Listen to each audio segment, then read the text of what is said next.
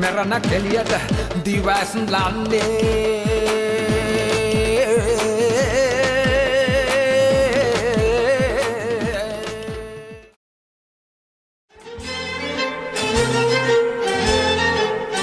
සීහලේ පිනෙන් උපන් අපේ සීහලුන් සීහලේ රකින්න පෑනිසාගතත් සිතත් අයිබුවන් වීර කතා රසවත් වුණාට වීරයන්ගේ කතා එහෙම නැහැ. ඒවා බොහොම නිරසයි. කොහොමත් අපේ කාර්යභාරය රස කතා කියන එක නෙවෙයිනේ. ඒවට උනතරම් උදවි ඉන්න. අපි මේ උත්සාහ කරන්නේ එවන් නිරස කතාවක් ඔබ වෙත ගෙනෙන්නට. එහෙමත් නැත්නම් වීරයෙක්ගේ කතාවක් කියන්නේ.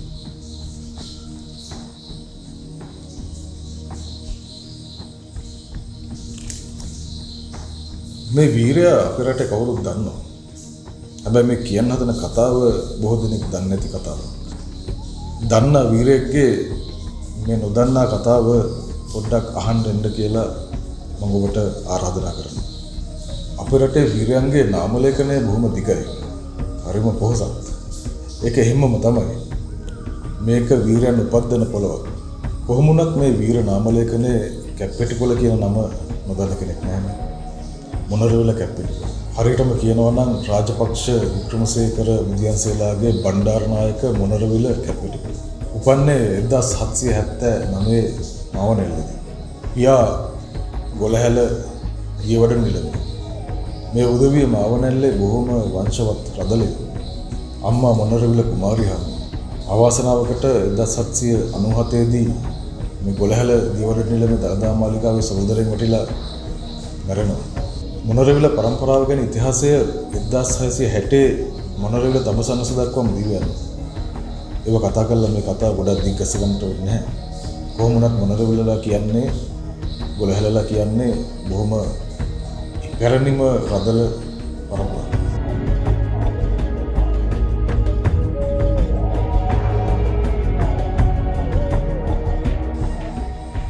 ගොළහැල දීවඩන නිලමතුමාගේ ළඟම හිතවතෙක් තමයි දේවේන්ද්‍ර මූලාචාර්ය. කුඩා කැප්පෙටිපොළ දරුවාගේ හඳහන පරීක්ෂා කරලා බලපු දේවේන්ද්‍ර මූලාචාර්ය කියනවා රාජයෝග සහිත මේ හඳහනේ උපන් පුද්ගලයා අනිවාර්යෙන් ශ්‍රේෂ්ඨ පුද්ගලෙක් වෙන වගේම පරපුරේ නම බබලනවා කියලා. කැප්පෙටිපොළ උන්වහන්සේ බොහොම දක්ෂ අංගකාරයෙක්. ඒක සිංහල විතරක් නෙවෙයි සුද්ධ දැනගෙන හිටපු කාරණාවක්.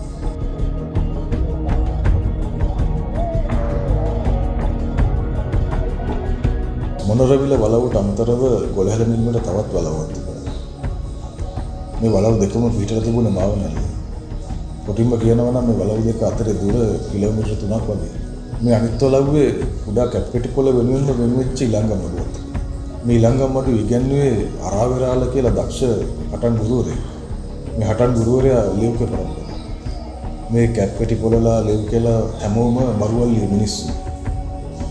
මේ ඉලංගම තිබ්බතන තමයි අද මාවනැල්ල ශ්‍රී වේළුවනාරාමයේ කියන පන්සල පිහිටලා තියෙන්නේ. මේ ඉලංගමට තරමක් ඇහැයින් ඇහැලපොළ වලව් තිබුණා. පස්සේ කාලෙකදී කැප්පෙටිපොළ නිලමගේ නැගණිය විවාහ කරගන්නේ ඇහැලපොළ නිලමතුමානේ. අර කැප්පෙටිපොළ වලව්වේ වගේ ඇහැලපොළ වලව්වේ තිබුණ ඉලංගම් වල. හැබැයි ඒක සුදලි ඉලංගමක්. පස්සේ කාලෙකදී ශ්‍රී වික්‍රම රජුරෝ බොහොම කේන්තියෙන් මේ ඇහැලපොළ වලව්ව සහ ඉලංගම බිමට සමතලා කරලා දාන්න කියලා තමන්ගේ රාජපුරුෂයන්ට නියෝග කරා. එතනින් පස්සේ අද වෙනකොට ඇහැලපොළ ශ්‍රී විජේසුන්දරාරාමයේ කියන පන්සල පිහිටලා තියෙන ඔය කියන භූමියේ කැප්පෙටිපොළ උන්වහන්සේ එක් වතාවක් තමන්ගේ කාය ශක්තිය පෙන්වන්නට වලව්වේ අස්සයන්ට කඩලා සකස් කරන විශාල කළුගල් වංගෙඩියක් ඔසවලා කරකවලා බොහෝ දුරට විසිකරපු බවක් ඒ පැත්තේ ජනප්‍රවාදවල තියෙනවා. ඔය වලව්ව පිහිටපු භූමියෙන් කිලෝමීටර් 8ක් විතර දුරින් අදටත් ඒ විශාල වංගෙඩිය අපට දැක ගන්නටත් පුළුවන්. මේ මොනරවිල වලව්වේ ඉලංගම් මඩුවේ කැප්පෙටිපොළ උන්වහන්සේගේ බොහොම දක්ෂ ගෝලයා වගේම සටන් සගය බවට පත් උනේ පොඩිකාර ගෙදර සිටියා කියන දක්ෂ සටන්කාරයා. කැප්පෙටිපොළ උන්වහන්සේ ඔහුට තමන් දන්න ශිල්ප ශාස්ත්‍ර බොහෝ දේවල් ඉගෙනුවා. කොහොම වුණත් කැප්පෙටිපොළ නිලමේගේ මරණයෙන් පස්සේ ඔහුත් සියදිවි නසා ගත්තා.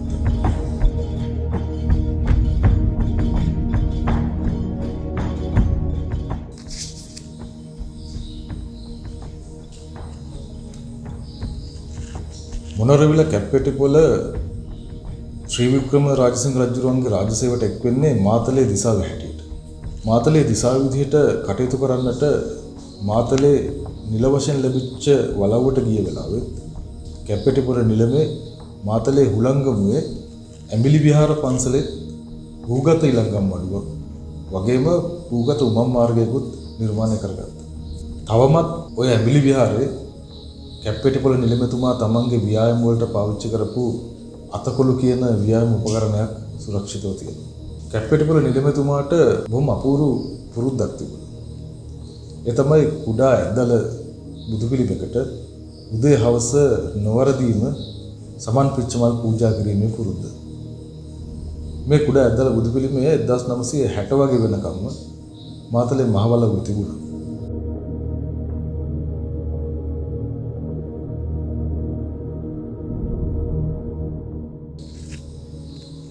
වරක ශ්‍රී වික්‍රම රජුරුව වෙනුවෙන් කැප්පෙටිපොළ නිලමේතුමා බදු ආරවුලක් විසඳන්නට වන්නිහත් පත්තුට යනවා. මේ වන්නියේ මිනිස්සු බොහොම සටන්කාමී. ඉදිතර වන්නියාර කෙනෙක් කැප්පෙටිපොළ නිලමේතුමත් එක්ක සටනට එනවා.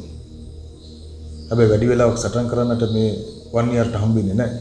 කැප්පෙටිපොළ නිලමේතුමාගේ එක් දබරැගිලි පහරකින් මේ වන්නියාර සිහිනතුණයි කියලා අදටත් රජරට ගැමියෝ බොහොම උජාරියෙන් උදන් අරනවා. ඒ වගේම කැප්පෙටිපොළ නිලමේතුමාට තිබුණ තවත් සුවිශේෂී හැකියාවක්. විම ලකුණු කරපු කතරයක තමන්ගේ පාද පිහිටවල 7 දෙනෙක් එක්ක දෑතර කඩු දෙකක් අරගෙන කඩු හරඹ කරනවා. තමන් මේ පාද පිහිටවපු ඉරියව්ව කිසිවක් වෙනස් නොකර.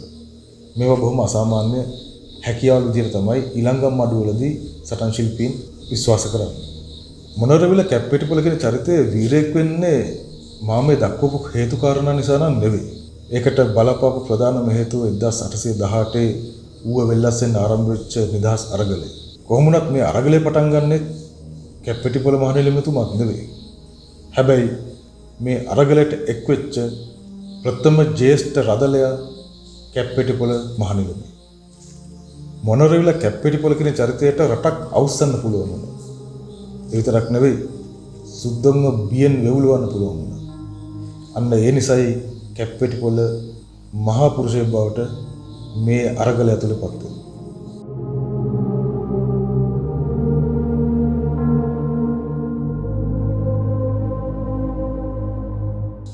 1817 නොවැම්බර් මාසේ 1 වෙනිදා සිංහලයන්ගේ කැරැල්ල මැඩපවත්වන්න ඉංග්‍රීසි හමුදාවත් එක්ක ආපු කැප්පෙටිපොළ සිංහලයන් එක්ක අරගලයට එකතු වෙලා ඉංග්‍රීසි ආණ්ඩුකාරයාට මෙන්න මෙහෙම ලියලා යවනවා. මහත්මයාණනි, මා යුතුයකම් පැහැර හරින්නෙකු ලෙස නොසලකන්න. ඔබගේ බටපිරිස් සහ යුද්ධායුධ සෙසු සියලු දේද මේ සමග ආපසු යොමු. කරුණාකර බාර ගන්න. මම සිංහලයේ සටනට එක්ුණෙමි. නැවත මා යුතුයකම් පැහැර හරින්නෙකු ලෙසට නොසලකන්න. මෙයට මොනරවිල. මේ තමයි මොනරවිල කැප්පෙටිපොළ නිලමේතුමාගේ අවංකභාවය. වසරකට ආසන්න කාලයක් බොහොම සරුවට පැතිරුණු මේ අරගලය අවසන් වන්නේ ඒ අරගලයට නායකත්වය දීපු ජන ප්‍රධානීන් නායකයන් බොහෝ දෙනෙක් ඉංග්‍රීසි හමුදාවේ අත්අඩංගුවටපත් වුණා. මේ වකවානුවේ කැප්පෙටිපොළගේ හිසට තාරකා පගෝදි 2000ක වටිනාකමක් හිමිවුණා. මුළු සෙන්කඩගල පුරාම දැන්වීම් මලවනවා. කැප්පෙටිපොළගේ හිස ගෙනාපු කෙනෙකුට තාරකා පගෝදි 2000ක් ලබා දෙනවා. ඒ තරම් වටිනාකමක් කැප්පෙටිපොළගේ හිසට තිබුණා.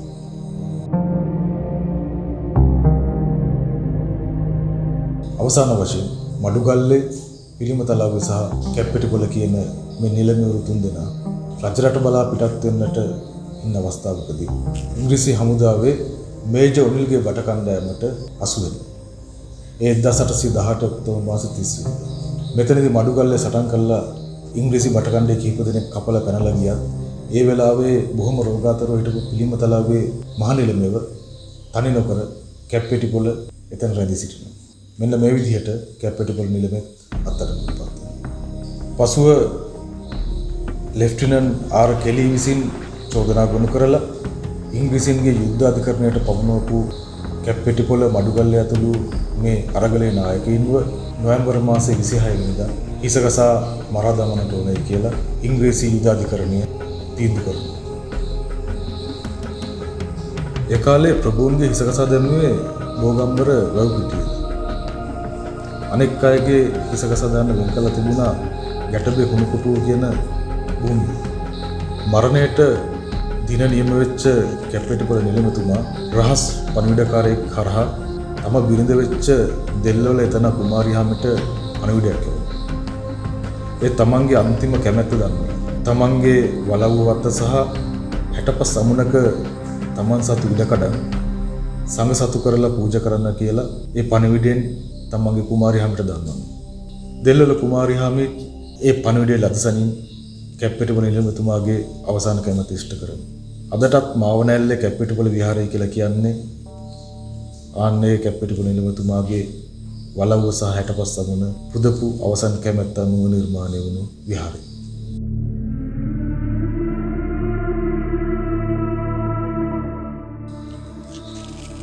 අවසාන වශයෙන් කැප්පෙටිපොළ නිලමේතුමා දළදා වහන්සේ වැඳ පුදා ගන්නට අවසර ඉල්ලනවා. ඒ අවසරය එතුමාට ලැබෙනවා. එතුමා මඩුගල්ලේ දිසාව සමගම දළදා වහන්සේ වැඳ පුදා ගන්නට යනවා. එතුමා දළදා වහන්සේ අභිමුවට ගිහිල්ලා තමන්ගේ වැරහැලි වෙලා තිබුණු තුප්පොට්ටිය ගලවලා ඒ බොහොම සකසිරුවන් කමින් නමලා දළදා වහන්සේට පූජා කරනවා. වැරහැල්ලක් වුණත් දැන් මාසතුව තිබෙන එකම වස්තුව මේක නිසා වැරහැල්ලක් පූජා කරා වුණත් එය පිනෙන් අඩුවක් නොවේ කියලා කැප්පෙටිපොළ නිලමේතුමා කියනවා. ඉන්පස්සේ එතුමා දළදා වහන්සේට নমස්කාර කරගෙන මේ ගාථාවක් කියනවා. ඒ ගාථාව මෙන්න මෙහෙමයි. ඉතෝ චත්තං වර ජම්බුද්දීපේ හිමාලයේ හෙම්ම යද්දින් කූටේ කප්පායුකෝ දේව වසත්තත්වා මෙත්තේය නාතස්ස සුනම් ඉදම්මා. මෙයින් මේ යන මම උතුම් ජම්බුද්දීපයේ හිමාලයේ ස්වර්ණ පර්වතයක කල්පායුක්ෂ දිව්‍ය රාජ්‍යයක ඉපද අවසානයේ මෛත්‍රී බුදුන්ගේ ධර්මයේ ශ්‍රවණය කර නිවන් දකිත්වා කියන අර්ථය තමයි මේ ගාථාවේ පිටලා තියෙනවා කියලා කියන්නේ. මගේ පාලි සංස්කෘත දැනුම ඒ තරම් හොඳ නැති නිසා මේ අඩුවක් තිබෙනවා නම් සමාව වෙන්නට ඕනේ. නමුත් කැප්පෙටිපොළ නිලමේතුමන්ගේ අවසාන ප්‍රාර්ථනාව වුණේ මෙන්න මේ කාරණා. මෙහෙම ප්‍රාර්ථනා කරලා ඒ පිනෙන් කොටසක් තමන්ගේ කුළුපග මිත්‍රා වෙච්ච ඌේ ඒජන්ත මේජර් සයිමන් සෝයස්ටත් අනුමෝදන් කරන්නට මේ නිලමේතුමා අමතක කරන්නේ නැහැ. වඩා වැදගත් වෙන්නේ මේ සිද්ධීන් සියල්ලම අකුරක් නැර වාර්තා කරන්නේ මේ මේජර් සෝයස්ම තමයි. එතුමා මේ සිද්ධීන් සියල්ලම සටහන් කර තබපු නිසා අද අපට සැකහැර මේ සිද්ධීන් පිළිබඳව විවරණය කරන්නට පුළුවන් වෙලා තිබෙනවා. මෙතනදී තව සිදුවීමක් වෙනවා. මඩුගල්ලේ නිලමේතුමා මරණයට මුහුණ දෙන්න වෙලාවේ චකිතකින් කටයුතු කරා. ඒ නිසා ඔහු දළදා වහන්සේ වැඳ පුදාගෙන බොහොම කලබලෙන් අපට අභේදානය දෙන්නට කියලා ඉල්ලීමක් කරා. මේ වෙලාවේ මේ හැසිරීම ගැන කෝපාවිෂ්ඨ වෙච්ච කැප්පෙටිපොළ නිලමේතුමා බොහොම ඍජුව කියනවා මඩුගල්ලේ මෝඩයෙක් වගේ හැසිරෙන්න එපා. නොවැම්බර් 26 දින එළඹෙනවා. අවසාන වශයෙන් වතුර ටිකක් ඉල්ලලා පානය කරපු කැප්පෙටිපොළ නිලමේතුමා බෝගම්බර වැව්පිටියේ ගම්බිඩිය ගාවට යනවා. එතන දඩ ගහලා තමන්ගේ දිගු කෙස්වටිය හිසේ මුදුනට එන්න බැඳගත් නිලමේතුමා තමන් නිතරම භාවිතා කරපු තමන්ගේ ඉනේ තිබුණු ධම්මපදයේ කියන පුස්කොළ පොත අරගෙන එතන සිටපු කෙනෙකුට දෙනවා මේක තෑග්ගක් විදිහට මේජර් සෝයස්ට බාර දෙන්නට කියලා. එහෙම කියලා ගහලා දෙසට හැරිලා එක කඩු පහරින් වගේ හිස වෙන් කරන්න ඕනේ කියලා ස්ථිරව ගහලට කියනවා.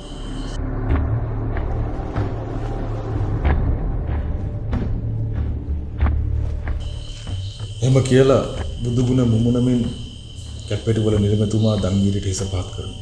එතුමාගේ මුවෙන් අරහං කියන වචනය පිට වෙනකොටම ගහලයා වේගවත් කඩු පහරක් බෙල්ලට එල්ල කරනවා. හරියාකාරව අංගම් හටන් පුහුණු වෙච්ච මිනිස්සෙක්ගේ බෙල්ල කොච්චර හයියද කියලා ගහලයා එදා දැනගන්නට ඇති. ඒක අංගම්කාරයන්ට නම් අරුමයක් නෙවෙයි. අංගකාරයෙක් තමන්ගේ බෙල්ල ශක්තිමත් කරගන්නට බොහෝ අභ්‍යාස කරනවා. කැප්පෙටිපොළ නිලමේතුමාගේ හිස වෙන් වෙන්නට ගහලයාගේ පහර ප්‍රමාණවත් වෙන්නේ නැහැ. විශාල කැපුමුත් එක්ක ලේ වාහනේ වෙන තුවාලය අතින් අල්ලගෙන කැප්පෙටිපොළ නිලමේතුමා නැවතත් ගහලයට කියනවා හරියට මෙතෙන්ට ගහපන් කියලා බෙල්ලේ මර්මස්ථානයක් දෙනවා. කැප්පෙටිපොළ නිලමතුමාට පින් සිද්ධ වෙන්න ගහලයා දෙවනිවර කැප්පෙටිපොළ නිලමතුමාගේ හිස කඳින් වෙන් කරනවා. මේ සිද්ධිය බලාගෙන හිටපු කැප්පෙටිපොළ නිලමතුමාගේ කුරුපග මිත්‍රයා මේජර් සෝයස්ට සිහි විසග්න වෙච්ච බව ඔහුම ලියා තිබෙනවා. එනිසා මේ දර්ශනය කොයිතරම් බිහිසුණුද කියන වග අපිට දැනගන්නට පුළුවන්. ඉංග්‍රීසින් තාරකා පබෝධි 2000කට මිල කරපු ඒ හිසසුන් මලකඳ මත තියලා හැමෝටම ප්‍රදර්ශනය කරනවා ඉංග්‍රීසි නෝන්ගේ වික්‍රමාන්විත ක්‍රියාව. ඉන්පසු මේ හිසසුන් කඳ බෝගම්බර වැව්පිටියේදී භූමදාන කරනවා. කැප්පෙටිපොළ නිලමතුමාගේ දේහය භූමදාන කරපු තැන සිංහලන් විසින් බෝධියක් රෝපණය කරනවා. එතුමාට කෘතඥ සැලකීමක් වශයෙන්. ඒ බෝධියට කුමාර බෝධිය එහෙම නැත්නම් කැප්පෙටිපොළ බෝධිය කියලා අපි මිනිස්සු කිව්වා. තවමත් ඒ බෝගස අපිට දකින්න. එපමණක් නෙවෙයි රට ජාතිය වෙනුවෙන් ජීවිතේ පූජා කරපු මේ සිංහල වීරයාව අපේ සිංහල මිනිස්සු උඩුදුම්බර මොනරවිල අලුත් දෙවියෝ කියලා දේවත්වයට නගලා පුද පූජා කරන්නටත් පටන් ගත්තා. 1875 දී හත්වන එඩ්වඩ් කුමාරයා ලංකාවට එන වෙලාවේදී මේ බෝගම්බර වැව්පිටිය පස්පුරවලා පිටණිය බවට පත් කරා. ඒක කරෙත් ඒ කාලේ හිරකාරයන් ලවෝ.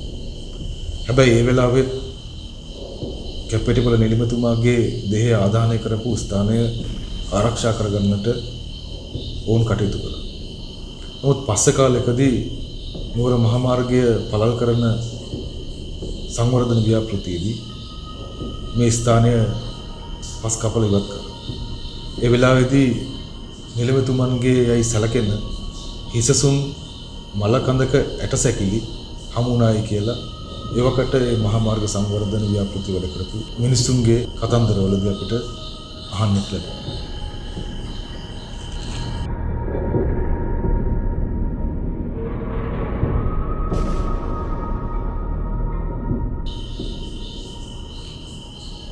මේවා මෙහෙම වෙද්දී මාතලේ වලව්වේදී ටූලෝන් කියන ඉංග්‍රීසි නිලධාරියා කැප්පෙටිපොළ නිලමගේ බිරින්ද සහ දරුවෝ අත්අඩංගුවට ගත්තා.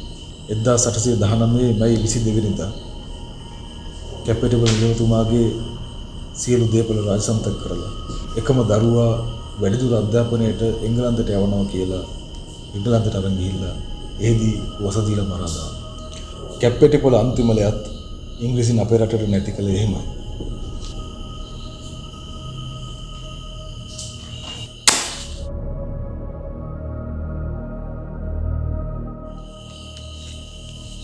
කතාව හරියටම පටන් ගන්න දැන් අඩි 5යි අඟල් 4ක් උස අවුරුදු 39ක් වෙච්ච මේ මනුස්සයා ගැන වගේම එතුමා මරණයට මුහුණ දීපු ආකාරය ගැනත් අසදා ගන්න බැරුව හිටපු ඉංග්‍රීසි අපමුත්ත කාලයක් දැකලා නැති මැරෙන්න බය නැති මෙහෙම මිනිස්සු ඉන්නවද කියන වගේ හොයන්නට තීරණය කළා.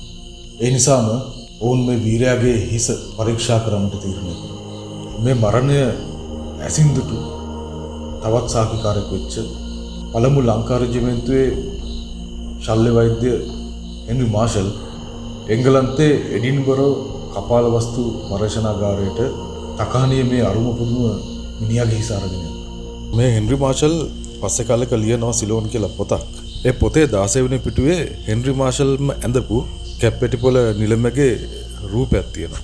කැප්පෙටිපොළ නිලමේව ජීවමානව දැකපු පුද්ගලෙක් ඇඳපු එකම රූපේ විදිහට අපට ඒ රූපය නම් කරන්නට පුළුවන්. එංගලන්තයේදී කරන්නට ඕන හැම පරීක්ෂණයක්ම කරලා මේ හිසහිමි පුද්ගලයා ලෝකේ පහළ වෙන දුර්ලභ ගණයේ වීර පුරුෂයෙක්ගේ හිසක් බව ඔවුන් අනුමත කරා. එපමණක් නෙවෙයි ලන්ඩන් නුවර සත්ව විද්‍යා සංගමයේ දොස්තර හීල් කියන මහත්මයා ඒ ගැන මෙහෙම සවිස්තරාත්මක වාර්තා කරලා තියෙනවා. ඒකත් දැන කියා ගන්න එක මේ පුද්ගලයාගේ හිසට කරන ගෞරවයක් වේවි. මෙම හිස් කබල වනාහි උස්ව නැගී ගිය මුදුණු සහිත දික් හිසක් ඇති පුද්ගලයෙකු සතු වුවත් පැත්තක සිට බලන කල ප්‍රකටව නිරාගිය කපාල පාර්ශවය සහිත මෙහි හැඩහුරුව පංචකෝණාකාර වේ. මෙහි නිරාගිය පාර්ශවයන්හි සිට හිස් කබලේ පැති තද බැවුම් සහිත බවක් ගනී. හිස් කබලින් පෙනෙන ගණ්ඩයේ වර්ධනය ගැන සලකන කල්හි බැසගත හැකි නිගමනය නම් දැඩි ග්‍රීවයක් මේ පුද්ගලයාට තිබුණු බවයි. මේ ආදී ලෙස සවිස්තරාත්මක වාර්තාවක්. හිස්කබල අරගෙන ගිහිල්ලා කරන්න ඕනේ පරීක්ෂණ ඔක්කොම කරලා තමයි සුද්ධ කියන්නේ දැඩි ග්‍රීවයක් එහෙම නැත්නම් තද බෙල්ලක් මේ පුද්ගලයාට තිබුණායි කියලා. හැබැයි මම හිතන්නේ උත්තර පරීක්ෂණ කරන්නට ඕනේ නැහැ. එදා බෝගම්බර පිටියට රැස්වලා හිටපු හැමදෙනාම කැප්පෙටිපොළ නිලමගේ බෙල්ලේ දැඩි බව දකින්නට ඇති. පරීක්ෂණ කරලා විතරක් නැවතුන් නැති මේ ඉංග්‍රීසි ජාතිකයෝ මේ දුර්ලභ ගණයේ වීර හිස ස්කොට්ලන්තයේ එඩින්බරෝ නුවර පිහිටලා තිබිච්ච කපාලලක්ෂ විද්‍යා සංගමයේ කෞතුකාගාරයේ තැන්පත් කරනවා. ඒ බොහොම ආරක්ෂිතව.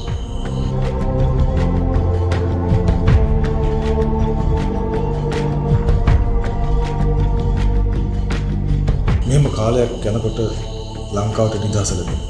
ලංකාවට නිදහස ලැබීමෙන් අනතුරුව අපේ රටෙන් අරගෙන ගිය සිංහාසනය ශ්‍රී වික්‍රමසිංහ රජුගේ ඔටුන්න ආදී බොහෝ වටිනා ද්‍රව්‍ය වගේම ඊට ටික කාලයකට පස්සේ ග්ලොස්ටර් ආදිපාදවරයා මේ වීර කැප්පෙටිපොළගේ හිස් කබලත් නැවත ලංකාවට බාර දුන්නා.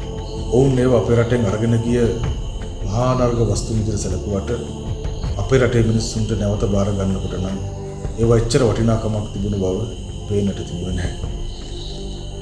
1954 නොවැම්බර් මාසයේ 17 ඉඳලා 26 දක්වා දවස් 10ක් මේ කැප්පෙටිපොළ වීරයාගේ හිස් කබල මහජන ප්‍රදර්ශනයට තියලා අවසානයේ මාතලේ පල්ලේපොළට රැගෙන ගිහිල්ලා ගෞරව දක්වනවා.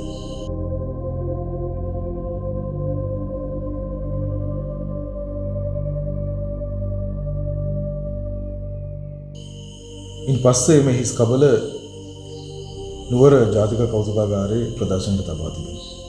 මේ හිස් කබල දැකපු දවි කියන්නේ ඒ වන විටත් හිස් කබලේ උඩු ඇන්දේ දත් දෙකක් පවා බොහොම ආරක්ෂිතව තිබුණාය කියලා. මහනුවර කෞතුකාගාරයේ තිබෙන M18 දරන කැප්පෙටිපොළ ලිපිගොනුවේ 1954 දී ගම්පොළ උනම්බුවේ වලව්වේ කුල කාන්තාවක් කරපු ඉල්ලීමක් සටහන් වෙනවා. ඒ කාන්තාව ඉල්ලනවා මේ වීර කැප්පෙටිපොළ හිස් කබල සහ කැප්පෙටිපොළ නිලමේතුමා ඇඳපු රාජකීය නිල ඇඳුම් ආයිත්තම් වැඩි ආරක්ෂාව පතා කෞතුකාගාරය තුලම තබන්නට කියලා. එය ලිඛිතව ඉල්ලා තිබෙනවා. අදටත් මහනුවර ජාතික කෞතුකාගාරයේ මැදිරි අංක 2 ඇතුලේ කැප්පෙටිපොළ නිලමේතුමාගේ රාජකීය නිල ඇඳුම් කටලේ වෙච්ච රන් ගොණ්ඩිය සහිත බෝහැට්ටේ හතරමුළු තොප්පිය ඉනේ ගසන පිහාකැත්ත සහ තුප්පොටි රෙද්දත් අපට දැක ගන්නට පුළුවන්.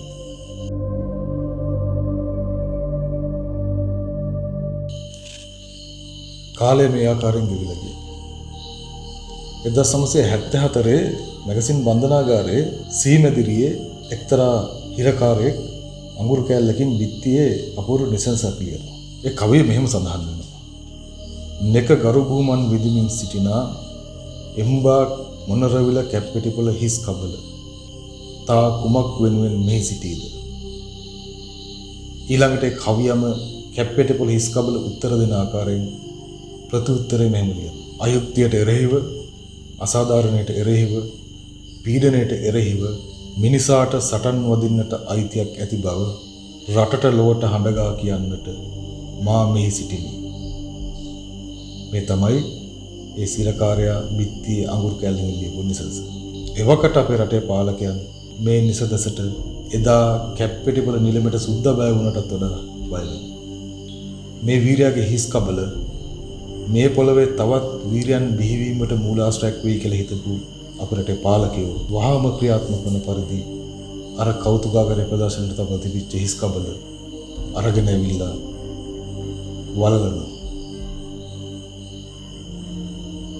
ඔවුන් වලලන්න හිස් කබලක් විතරක් නෙවෙයි එකම වීරත්වයේ සංකේතය.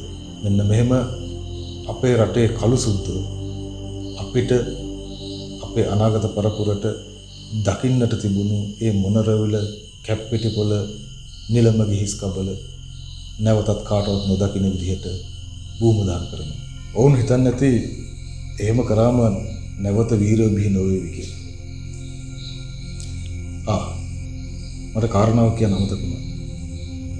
ඒ බන්ධනාගාරයේ අර කවි ලියපු කවිකාරයා දොන් නන්දසිරි විජේවීර එහෙම නැත්නම් අපි කවුරුත් දන්න රෝහණ විජේවීර. ඒක තමයි කැප්පෙටිපොළ වීරයාගේ හිස් කබල වලලන්න එවකට දේශපාලකයෝ තීරණය කරපු ලොකුම හේතුව. රටක පාලකයෝ කැමති නැහැ ඒ රටට වීරයෝ බිහි වෙනවට. ඒක උන්ට කරදරයක්. ඒ නිසා උන් වීරයෝ බිහි වෙන්න තියෙන හැම හිඩසක්ම වහලා දානවා. මේක ඔබට මතක ඇති ධර්මපාලතුමා හරි අපුරුට කිව්වා. ඉපදෙන්න එන දියසේනලා තිමිරිගෙයිම මරලා දාන්න මෙයට පුළුවන් කියලා. ඒක තමයි ඇත්ත. කමක් නැහැ. ඒකේ මුලාව.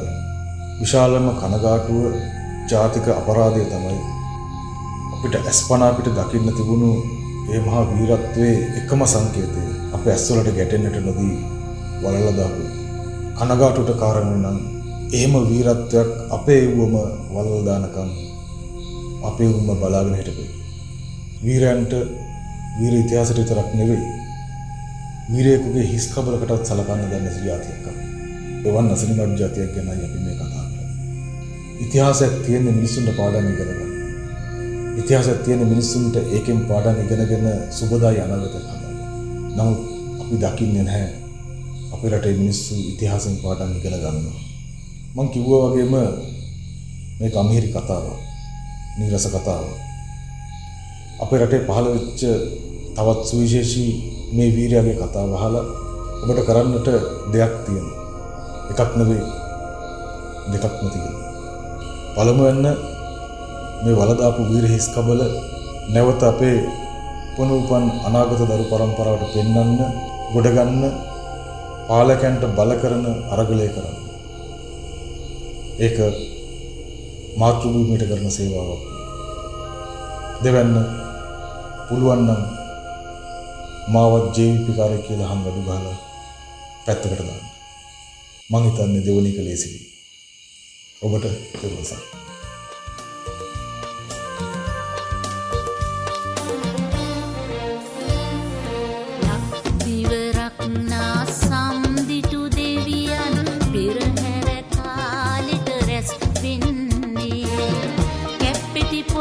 Divya